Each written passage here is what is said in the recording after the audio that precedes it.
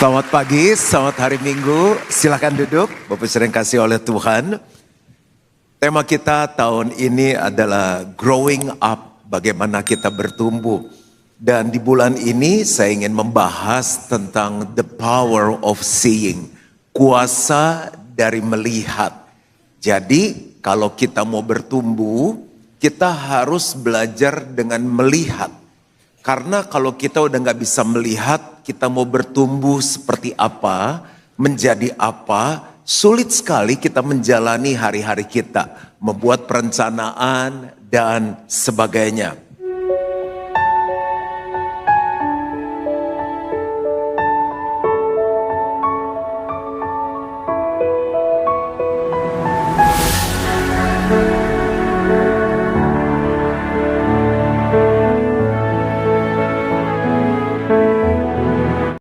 Waktu saya menemukan, saya dipanggil menjadi pendeta, menjadi gembala.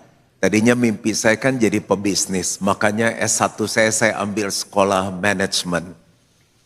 Dan waktu panggilan itu datang, saya mulai membayangkan, jadi pendeta, jadi gembala. Yang ada di benak saya adalah saya bosan banget datang ke gereja. Kalau dengerin pendeta ngomong, gak ngerti dia ngomong apa. Ngantuk, rasanya pengen cepet-cepet selesai. Saya mulai ngebayangin, gereja kok gak nyaman, lagu-lagunya gak asik. Dan waktu saya bergumul, saya mulai doa, Tuhan boleh gak kalau Tuhan panggil saya jadi gembala, jadi pendeta, saya ingin memimpin sebuah gereja yang seperti ini. Saya sebutkan poin-poinnya. Dan kalau nanti aku mulai khotbah, amit-amit saya bilang saya khotbah jemaatnya tidur. Pokoknya kalau saya khotbah, jemaatnya ngerti. Oh itu maksudnya, ya udah selesai khotbahnya. Lalu kalau orang-orang malas ke gereja, kalau nanti aku mimpin gereja, aku pengen orang pengen ke gereja. Anak-anak seneng ke gereja, ngajak teman-temannya. Semua yang ada di hati saya mulai tuliskan, saya mulai bayangkan, saya mulai pikirkan, sampai pergumulan saya selesai dan saya bilang ini, ya Tuhan saya terima panggilan ini.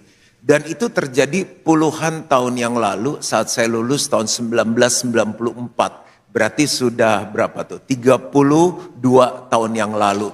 Jadi GBI Gilgal ada saat ini, itu merupakan sesuatu visi yang Tuhan kasih dan saya mulai lihat. Nah ternyata dalam kehidupan, kenapa orang hidupnya gitu-gitu aja? Karena mereka nggak pernah melihat, jadi hidupnya nggak bertumbuh dalam segala hal. Nah kalau kita masuk ke visi GBI Gilgal menjadi jemaat yang kuat, itu kan ada di hal rohani. Yang kedua adalah jasmani, kemudian di area karakter, lalu di area hubungan atau keluarga, dan terakhir di area yang namanya keuangan. Bicara menjadi jemaat yang kuat, dan tahun ini kita membahas growing up. Coba sebulan ini kita tekuni bagaimana sih kita melihat hidup ini. Nah kalau secara rohani misalnya ya, kita harus melihat kita itu menjadi seperti apa yang Tuhan mau. Misalnya Tuhan mau kita jadi penyembah-penyembah yang benar, berarti kan ada penyembah yang KW. Lalu Tuhan mencari, ada gak sih orang-orang yang berdoa syafaat? Kita ini sering jadi pendoa syafaat atau tidak? Tuhan mau kita menjadi imam dalam rumah tangga. Nah, waktu kita melihat kita jadi seperti itu, disitulah growing up terjadi. Lalu secara jasmani, Tuhan bilang kan aku mau menjemput kalian dalam keadaan roh, jiwa, tubuh terpelihara sempurna, tak bercacat celah. 1 Tesalonika 5:23. Berarti goal kita sekarang adalah sehat. Makanya itu membuat kita bisa growing up secara karakter. Kita harus lihat kita jadi serupa dengan Yesus. Ini saya kasih contoh ya kan. Berarti kita mulai growing up. Karena kalau kita nggak pernah melihat, kita nggak akan pernah bisa bertumbuh. Oh tahun ini saya ini kurang sabar, saya harus lebih sabar lagi. Saya ini pelit, harus lebih murah hati lagi. Saya ini ceroboh, kurang tanggung jawab, saya harus lebih tanggung jawab lagi. Nah, waktu kita melihat kita menjadi seperti itu, kita akan menjalani hidup kita, membuat perencanaan sesuai dengan pertumbuhan yang Tuhan inginkan. Dalam hubungan atau keluarga, apa yang kita inginkan. Misalnya kita mulai mimpin mesbah keluarga, kita mau menjadi ayah yang dibanggakan, suami yang dibanggakan. Kita mulai menutupi kekurangan-kekurangan kita, memperbaikinya. Nah disinilah kita akan growing up. Demikian juga secara keuangan. Misalnya goal kita selama ini ya, kan katanya Tuhan diberkati, amin. Bahkan Tuhan sudah memberkati kita sebelum kita mengikut Tuhan. Lalu Allah memberkati mereka. Itu di awal penciptaan. Tapi kalau kita cuma stop melihat kita diberkati, menurut saya kita belum growing up. Gimana kalau ditambahkan? Diberkati untuk jadi berkat. Nah itu kita growing up. Nah jadi kalau kita mau bertumbuh, hidup kita mau naik di dalam Tuhan, mulailah dengan melihat. Dan saya memberikan subjudul adalah gini, berani melihat lebih besar dari keadaan. Keadaan kita saat ini mungkin membuat kita jadi akhirnya nggak berani melihat ke depan. Sedangkan melihat adalah titik awal untuk kita bertumbuh dalam kehidupan. Efesus 3 ayat 20. Bagi dialah, bagi siapa? Bagi Tuhanlah yang dapat melakukan jauh lebih banyak daripada yang kita doakan atau pikirkan, seperti yang ternyata dari kuasa yang bekerja di dalam kita. Nah, dalam bahasa Inggrisnya itu lebih mendekati kepada bahasa aslinya. Kan kalau kita mau doa, kita mau mikir, Tuhan sanggup melakukan jauh lebih besar. Kenapa? Kuasanya sudah ada di dalam kita. Jadi bisa nggak semua jemaat GBI Gilgal growing up? Bisa banget. Now, to him who is able to do immeasurably more than all we ask or imagine. Imagine itu dari kata melihat. Kita harus lihat dulu. According to his power that is at work within us. Kuasanya udah bekerja, sudah ada di dalam kita. Kalau kita mau doa, kita mau melihat, kuasa itu akan bekerja dengan luar biasa. Nah, saya bagi dua penjabaran khotbah hari ini. Mengapa sih kita perlu belajar melihat? Seringkali kita nyalain Tuhan, kita nyalain orang lain, kita nyalain keadaan. Waktu bisnis kita biasa-biasa aja, kerohanian kita biasa-biasa aja. Hari ini terakhir kita biasa-biasa aja. Karena kita punya Tuhan yang luar biasa, anak-anaknya pasti luar biasa. Yang pertama, jadi latihan melihat ya. Kan biasa kalau shopping online udah pada jago tuh, shopping onsite. Nah sekarang lihat sesuai firman. Karena cara kita melihat menentukan cara kita hidup. Satu saat Tuhan janji sama Israel, kamu akan masuk ke Kanaan. Sebuah negeri yang susu dan madunya berlimpah. Artinya gini, kamu akan menemukan Tuhan, kamu akan hidup dalam kelimpahan.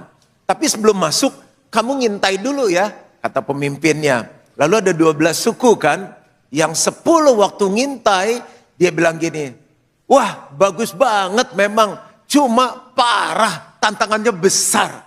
Yang 2 waktu ngintai dia bilang gini, memang besar, memang berat, tapi Tuhan yang menyertai kita lebih besar. Akhirnya apa? 10 yang cara melihatnya salah, nggak masuk. Jadi nggak growing up. Tapi 2 yang cara melihatnya benar, dia growing up. Kita lihat ayatnya.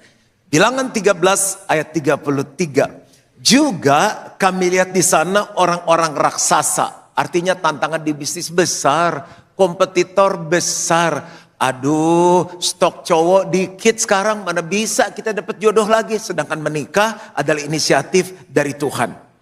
Orang enak yang berasal dari orang-orang raksasa. Dan kami lihat diri kami sendiri seperti apa? Belalang. Lah kita kan orang, kok dia bilang belalang? Dan demikian juga mereka terhadap kami. Padahal nggak pernah diceritain waktu mereka ngintai, raksasa itu bilang ini, belalang-belalang, nggak pernah.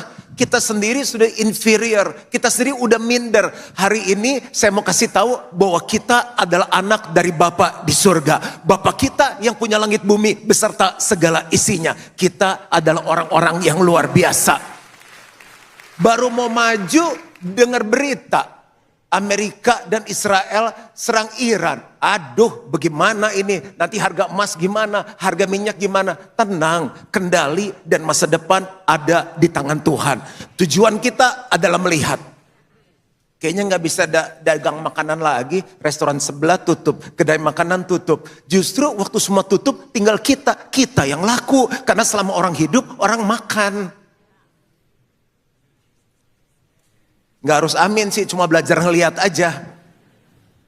Masa depan kita bukan masa depan suram, masa depan yang penuh dengan harapan. Nah, kan kita bertumbuh, Bapak Ibu Saudara tahu sendiri, kita ngontrak, diusir-usir. Saya sendiri dibentuk lewat proses ekonomi yang Tuhan izinkan. Tapi di titik yang minus, di titik yang rasanya nggak ada pengharapan, yang di titik rasanya gelap, saya belajar hal ini. Saya harus melihat diri saya sebagai bendahara yang baik. Karena firman Tuhan bilang kalau aku setia dalam perkara yang kecil, Tuhan kasih perkara yang besar. Jadi Tuhan kasih yang kecil, saya belajar ngatur, saya belajar catat. Tuhan suruh memberi, saya memberi. Tuhan suruh save, saya save. Tuhan suruh invest. Invest segitu, kapan gedenya? Setiap perkara kecil, Tuhan kasih perkara yang besar. Jadi saya mulai lihat diri saya itu jadi bendahara yang dipercaya oleh Tuhan. Saya lihat puluhan tahun yang lalu dan sekarang terjadi. Dan pekerjaan Tuhan belum selesai bagi hidupku dan bagi GBI Gilgal. Saya melihat diri saya bukan hanya bendahara yang baik, saya ahli waris kerajaan surga. Orang Bapak kita yang punya langit bumi beserta segala isinya, Bapak Ibu Saudara hidup sampai umur berapa? Akhirnya semua yang kita cari, kita miliki, kita kasih buat siapa? Buat anak-anaknya. Dia kasih anaknya yang dia bisa percaya. Kita punya 5 anak. Kita punya perusahaan 1. Perusahaan ini kita rintis dari 0. Dari 5-5-nya ada 3 yang bagus. Ya 3 kita jadiin pemimpin. Yang 2 bantu yang 3. Kan gitu. Makanya kenapa ada orang dipercaya banyak, ada orang dipercaya dikit. Itu karena cara melihat. Coba mulai lihat baik-baik. Kita adalah ahli waris dari kerajaan surga. Ngeri banget itu. Jadi penglihatan itu dahsyat. Lalu saya mulai melihat bahwa kita akan jadi berkat. Nggak pernah berpikir dulu gereja-gereja berdatangan belajar dengan kita. Kemarin ada 14 orang terbang dari Surabaya mau belajar dari New Life. Ada 7 orang dari gereja lain belajar dari kami. Minggu ini mereka datang ke gereja. Minggu depan ada 9 orang lagi datang dari gereja lain yang mau belajar. Kalau saya cuma melihat gini, oh kita jadi gereja diberkati. Gereja yang diberkati, ya udah stop sampai jadi gereja yang diberkati. Tapi apa yang terjadi? Saya mulai melihat apa yang Tuhan taruh di hati saya. Kita diberkati untuk jadi berkat. Nanti tahun ini ya, Next Gen Conference-nya sudah nggak di tempat ini karena terbatas. Kita bikin di Gilgal Center 2. Kita berdoa supaya nggak ada delay, semuanya tepat waktu. Kapasitasnya 2.500. Pernah kebayang nggak sih? Gereja yang gak pernah dilihat, gereja yang pikir bisa bertumbuh gak, yang cuma nyewa. Sekarang 2.500 orang dari ratusan gereja, puluhan denominasi dari kota-kota. Bapak Ibu yang terbesar dari luar negeri, dari Malaysia. Jadi tim kemarin punya rencana untuk visit mereka. Dari 4 kota di Malaysia, mereka kirim puluhan orang bertahun-tahun untuk belajar. Dimulai dari cara melihat. Karena cara kita melihat menentukan cara kita hidup. Saya kalau terima, pastor mau beli sound sekian, mau beli lighting sekian, mau beli ini sekian. Saya coba nahan untuk ngomong nggak ada budget. Oke? Saya bilang kita lihat dananya ya. Lebih positif kan? Saya mulai belajar ngomong kalau itu kebutuhan memang harus beli. Memang kapasitasnya harus segitu. Dia bilang mahal, mana bisa, nggak ada budget. Coba ya kita lihat dananya. Saya bilang udah dibandingkan belum? Kan lebih kelas. Orang anak Bapak di surga kok bahasanya nggak kelas. Kan nggak ada yang tanya rekening lu berapa sih? Kan nggak ada yang nanya. Yang kedua, kenapa kita perlu belajar melihat sih kalau mau bertumbuh?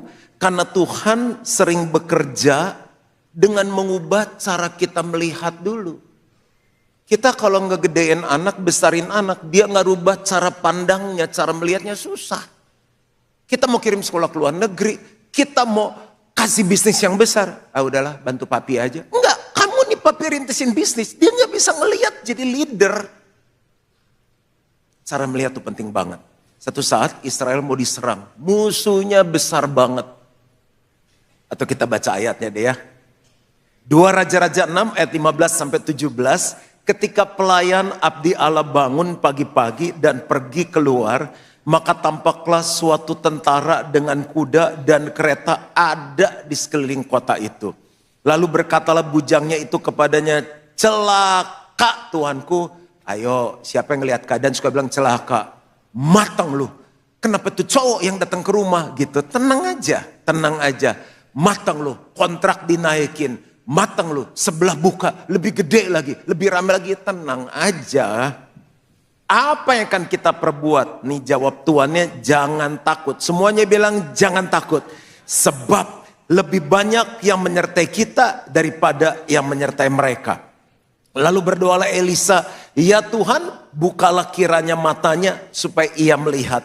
Maka Tuhan membuka mata bujang itu sehingga ia melihat, tampaklah gunung itu penuh dengan kuda dan kereta berapi sekeliling Elisa. Kita kan anak, dia kan Bapak di surga. Emang Bapak nggak lihat apa yang kita hadapin? Papa kita sebagai papa kan backup anak kita dong. Dia SD kita udah pikirin sampai SMP. Dia SMP kita udah pikirin sampai SMA. Dia SMA kita udah pikirin uang kuliah. Dia kuliah kita pikirin nanti kalau nikah biayanya gimana. Udah anak kita cowok semua lagi. Nikahinnya, siapin rumahnya dan lain-lain. Kita udah mikir apalagi Bapak kita di surga. Kita nggak bisa growing up karena yang kita lihat selalu tantangan. Mata jasmani selalu melihat tantangan. Tapi mata rohani selalu melihat Tuhan yang lebih besar dari tantangan. Kalau kita terus melihat tantangan gak bisa maju-maju. Mana ada orang hidup gak ada tantangan. Tapi selalu lihat Tuhan. Karena yang suruh kita growing up kan Tuhan. Tuhan bilang kuasai bumi. Taklukkanlah itu. Itu mimpi yang besar. Dia mau kita growing up. Siapa yang sering kalah? Kemungkinan lihat tantangan terlalu fokus. Lihatlah Tuhan yang lebih besar daripada tantangan. Satu saat Tuhan minta saya tulis buku, itu buku yang pertama. Tulis apa Tuhan? Tulis tentang mujizat. Istri saya belum hamil. Di tengah-tengah nulis, istriku hamil. Gak pernah nulis buku, siapalah Juan Mogi tahun itu. Saya ke percetakan, saya bilang Bu mau bikin buku. Mau cetak berapa banyak? Saya nggak tahu. Biasa berapa banyak? Minimal 5.000 Pak. Siapa yang mau beli Bu 5.000? Mana saya tahu Pak, kan Bapak yang mau nyetak. Terus, saya bilang Tuhan berapa nih udah ke percetakan? Tuhan ngomong gini sama saya, berapa banyak penduduk Indonesia? Saya bilang hampir 200 juta saat itu puluhan tahun lalu. Yang perlu mujizat berapa banyak? Banyaklah Tuhan. Langsung bilang 5.000 Bu. Pak Bu, sebelum 1 bulan itu buku jadi best seller. Klaim dapat gold bestseller. Cetak lagi 3.000, 5.000, 10.000. Terus dicetak berkali-kali. Diminta lagi dalam bahasa Inggris. Cetak lagi bahasa Inggris. Soal tahu. Sampai sekarang udah gak tahu buku keberapa. Itu udah diproduksi terus bukunya. Bayangin kalau saya lihat siapa Juan Mogi. Siapa yang baca buku saya. Orang Indo kan gak suka baca. Saya lihat tantangan lebih besar daripada Tuhan. Tapi puji Tuhan, saya melihat Tuhan yang lebih besar dari tantangan. Ini gereja di tempat Bapak Ibu ibadah sekarang. Beberapa Bapak Ibu senior, teman-teman dari awal ngikut yang support GBI Gilgal. Coba lihat gedung ini. Mana kebayang? Orang bayar sewa aja susah. Terus rupiah kan melemah terhadap US dollar. Kita ngalami tuh 2 kali krisis. Jadi udah selesai. Penuh. Itu kita ngalami sering banget nolakin jemaat di pintu pagar. Pak maaf Pak, nanti kebaktian berikut aja. Pak mau buka gereja, suruh tutup, ngusir orang, dimarah-marahin yang di bawah. Tuhan kasih lihat gini, bangun Gilgal Center 2. Ya, baru juga selesai, baru juga nafas. Lihat gambarnya deh. Udah gitu tutup gereja 3 tahun. Ayo, yang saya lihat apa? Aduh, matang lu. Tuhan datang lagi, belum selesai nyicil lagi. Aduh gimana nih, jangan salah dengar, salah lihat. Tuhan gak pernah salah. Kalau mau belajar lihat, gak apa-apa. Namanya belajar kan jatuh bangun. Yang penting melihat. Daripada gak melihat, mendingan melihat. Orang yang paling tragis dalam hidup adalah orang yang gak punya visi. Bertumbuhlah. Sebesar apa pastor? Sebesar-besarnya. Bukan lingkar pinggang ya, karena kita punya Tuhan yang besar. Udah jadi sekarang? Belum, masih berapa bulan lagi. Begitu selesai COVID, hitungannya naik 2 kali lipat. Yang saya lihat raksasa lagi. Tapi saya mau belajar lihat begini. Coba aku mau lihat Tuhan di balik tantangan ini. Coba lihat Tuhan. Gitu. Yang ketiga, kenapa sih kita perlu belajar melihat? Nah Bapak Ibu kalau ngikutin perjalanan aku, perjalanan GBI Gilgal bisa nangkep apa yang saya cerita ini. Karena apa yang kita lihat dengan iman mengundang kuasa Tuhan. Karena apa yang kita lihat dengan iman mengundang kuasa Tuhan. Saya kalau pergi sama anak saya pergi satu tempat dia pegang-pegang. Tahu nggak yang saya tanya apa sama anak saya? Ica pengen. Enggak Dad, cuma pegang-pegang doang. Terus dia lihat itu, aduh Dad, ini enak banget. Anak saya suka makan kayak bapaknya. Ica pengen makan di sana. Enggak Dad, cuma ngiler doang. Saya tahu banget dia pengen. Emang Tuhan kita, Tuhan yang jahat. Dia tahu apa yang menjadi keinginan kita. Masalahnya kita nggak tahu mau sekolah apa. Menurut Bapak sekolah apa? Kan lu yang mau sekolah, pengen gigit deh. Terus, Pak ngelamar kerja di mana ya? Lu cariin cewek dong buat gue. Saya bilang lu yang mau kawin, kok suruh gue yang cariin? Saya bilang lu cari, gue yang berkatin. Gitu. Harus jelas dong kita pengen apa. Amin lah, bagus sekali ini khotbahnya. Satu saat kan murid-muridnya kan di perahu tuh. Lalu badai nih. Dari zaman Yesus udah ada badai. Dia bilang, kok ikut Tuhan jadi ada masalah? Dari zaman dulu om, udah ada badai. Yesus jalan di atas air. Orang kan jalan di atas tanah. Dia jalan di atas air. Semuanya lihat. Dan kita bilang semuanya takut. Berarti cara melihatnya apa? Mereka bilang ini, itu setan. Enggak semua tantangan itu setan. Kadang-kadang di tengah tantangan, kalau kita bisa melihat peluang, itu menjadi keuntungan dalam bisnis kita. Satu yang bilang, Simon Petrus. Dia bilang, Tuhan, kalau itu engkau, suruh aku datang berjalan di atas air. Semuanya melihat cuma takut. Aduh ekonomi lemah, aduh emas naik, aduh rupiah melemah. Tapi ada satu orang yang tetap melihat dengan mata iman di tengah krisis Tuhan hidup. Justru di tengah kekurangan aku bisa mengalami Tuhan yang menyediakan. Nah coba kita lihat ya Matius 14 ayat 28 sampai 30. Lalu Petrus berseru dan menjawab dia. Tuhan, apabila engkau itu suruhlah aku datang kepadamu berjalan di atas air. Itu kan sesuatu yang mustahil. Kata Yesus, datanglah.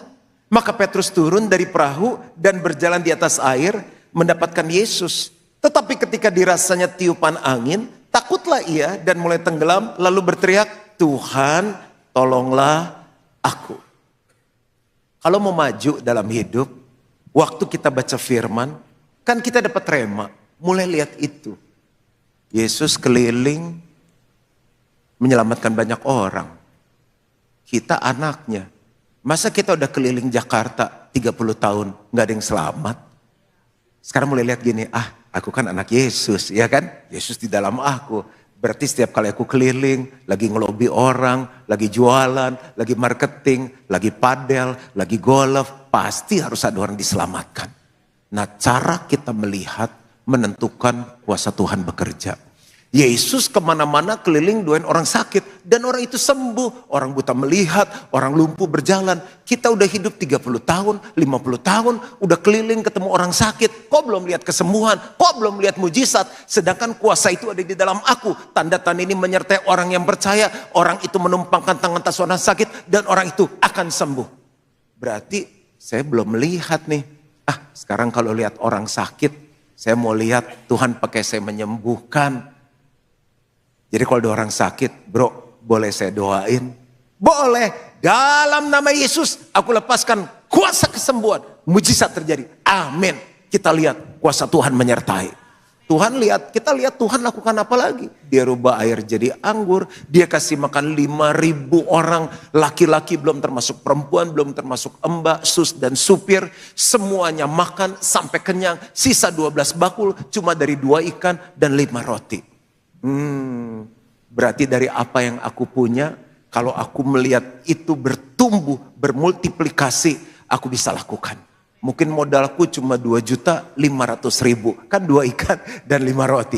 Aku cuma punya 2 staff. Kelompok selku, family selku cuma 2 orang. Tapi aku lihat dengan mata iman dari 2 orang, jadi 12 orang, jadi 20 orang, jadi 200 orang. Semuanya dari cara melihat. Pertanyaan sekarang gini, apa yang kita lihat kalau kita baca Alkitab? Kita lihat cucu kita jadi apa? Kita lihat mantu kita jadi apa? Kita lihat papa mama kita jadi apa? Waktu kita ke kantor, apa yang kita lihat? Wow, ada 1.000 staf. Aku melihat setiap lutut bertelut, lidah mengaku Yesus adalah Tuhan.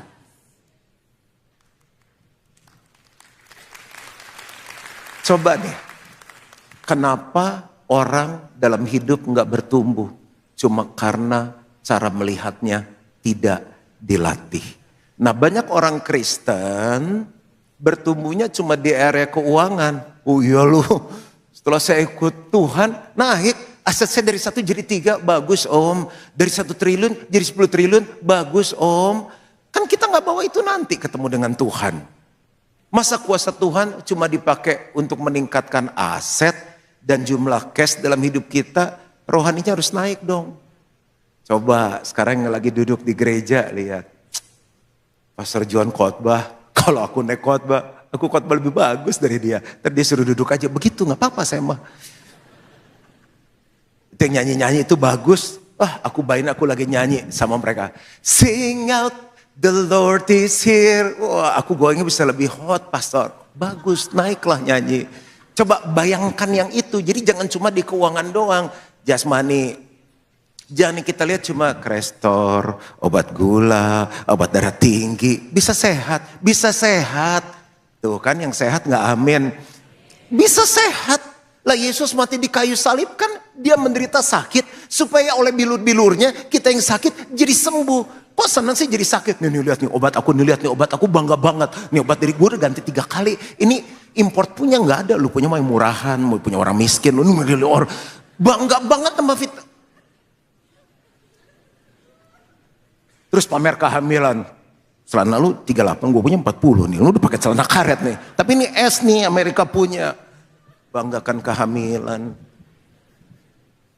Karakter kita harus dibanggakan. Keluarga kita harus dibanggakan. Yosua bagus loh.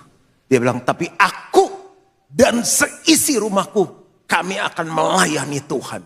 Coba itu kita lihat, pasti jadi.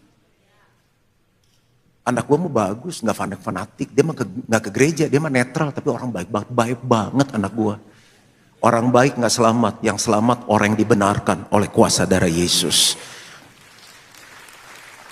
Nah, setelah kita tahu, penting melihat. Nanti seri kedua, saya mau bahas gini. Bertumbuh dengan cara melihat. Saya kalau ke mall, bilang sama anak saya gini. Kamu jangan cuma lihat fashion itu bagus. Coba mikirin. Kenapa barangnya dia bisa laku? Misalnya ke salah satu yang sebenarnya nggak boleh ngomong merek ya di mimbar ya. Adalah pakaian-pakaian jadi dari Jepang tuh. Yang kaos oblongnya yang saya juga suka pakai tuh. Saya bilang ini masuk YouTube. Nah saya bilang kamu pelajarin itu sejarahnya. Saya suka kirim, kamu kalau mau di mentor sama Dedi. Saya begitu udah cerita saya kirim, kamu baca. Diskusi sama Dedi apa. Oh ya Dedi ya. Nah kamu pikirin daripada kamu beli barangnya boleh, kamu perlu kaos putih. Tapi pikirin gak, kamu kan suka art, kenapa kamu nanti gak bisnis fashion saya bilang. Gimana tuh Dad kalau bisnis fashion? Nah, saya mulai ngobrol, cara melihat membuat kita bisa bertumbuh dalam kehidupan. Makanya saya suka ngajak tim saya kayak tahun ini, ayo kalian lihat gereja mana yang maju. Cari, kita belajar, kita lihat. Saya ada artikel bagus saya kirim, nih lihat ada gereja yang lagi boom banget di Amerika. 2819 itu sampai masuk CNN, sampai orang ngantri. Kenapa orang ngantri nyetir jam-jaman ke gereja itu? Pasti ada sesuatu. Orang bertumbuh karena melihat. Saya tutup dengan 3 hal. Bagaimana sih mengembangkan cara melihat kita? Yang pertama, isi hidup kita dengan firman dan bukan ketakutan. Dari malam sampai pagi, saya udah dikirimin berita perang, udah gak tahu berapa banyak. Saya bilang, gue juga follow medsos, gue juga tahu lagi perang. Nah lu kirim lebih banyak kan gue tambah takut dong, ya gak? Emang kita orang kagak gaul, tapi jarang orang kirim firman, kirim lagu-lagu. Hari ini khotbahnya bagus gak? Serius, kirimlah, kan ada link YouTube-nya nih. Nih, lu lihat nih, jangan buta gitu, kirim. Mazmur 119 ayat 105, baca sama-sama 2, 3. Firman-Mu itu pelita bagi kakiku dan terang bagi jalanku. Jadi dikasih pelita supaya bisa ngelihat.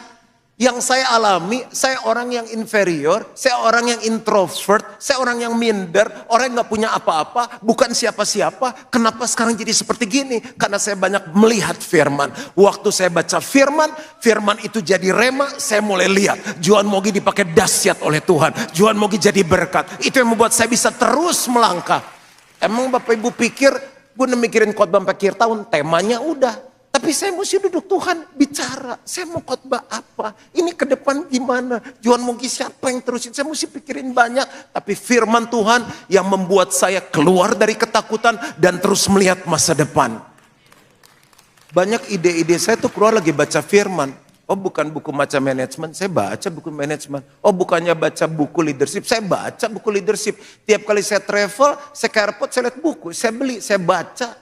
Dengan sengaja saya tanya, Pak, kalau ada artikel-artikel bagus kirimin ya. Tapi yang saya temukan jawaban itu selalu dari firman Tuhan. Karena firman itu pelita bagi kakiku, terang bagi jalanku. Di tengah dunia yang lagi gelap ini, kita perlu melihat. Yang kedua, lihat Tuhan dan bukan keadaan. Keadaan berubah, saham turun, emas naik. Kemarin dia baik, kok hari ini jahat. Besok kayak setan, berubah, keadaan berubah. Yang gak berubah siapa? Tuhan. Makanya visi yang Tuhan taruh dalam hidup saya, yang indahnya tuh gak pernah berubah. Kalau kita pengusaha, Tuhan perjelas. Di bisnis salonku, bisnis alat berat, bisnis makanan, Tuhan mau aku lihat apa? Kalau lihat keadaan, gak akan maju kita. Ibrani 12 ayat 12a sampai C. Marilah kita melakukannya dengan mata yang tertuju kepada Yesus. Yang memimpin kita dalam iman. Iman kan percaya. Kalau kita lihat Yesus, imannya tambah besar. Dan yang membawa iman itu kepada kesempurnaan. Siapa yang mau 5 area dalam hidup kita ini? Rohani, jasmani, karakter, keluarga, keuangan bertumbuh sempurna. Lihat Yesus. Bapak Ibu, anak saya kan anak pendeta. Memang anak pendeta beda. Di atasnya ada buletan. Terus jalannya gak nginjek tanah, sama. Saya ngadapin bagaimana dia remaja. Saya ngadepin bagaimana ngelatih dia untuk setia sama Tuhan. Saat saya bilang, aduh kok gini ya, saya lihat Tuhan.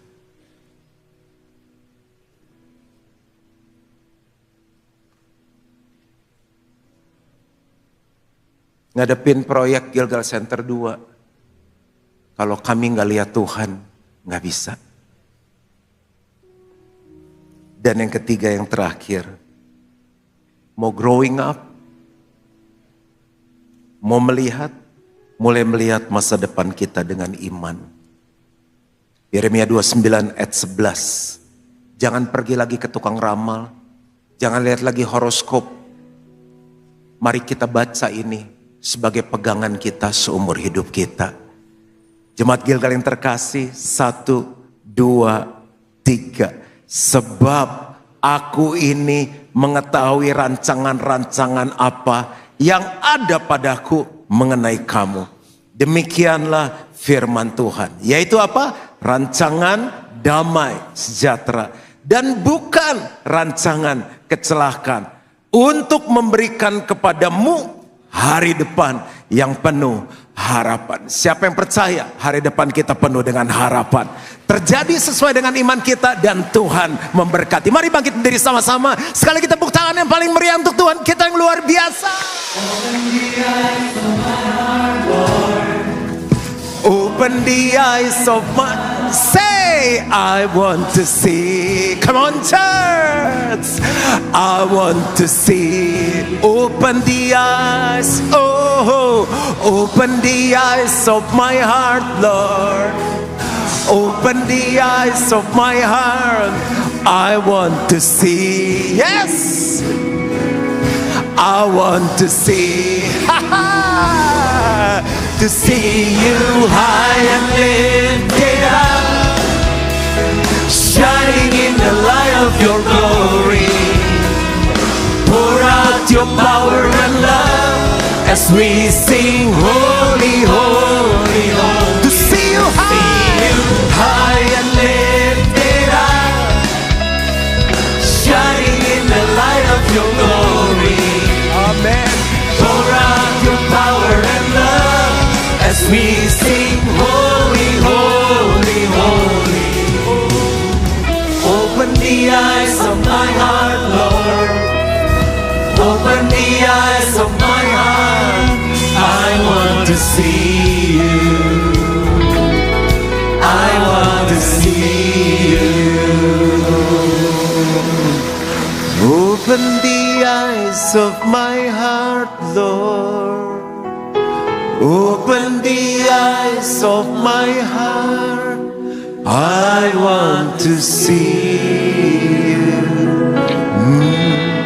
I want to see you. Sementara kita pejamkan mata kita.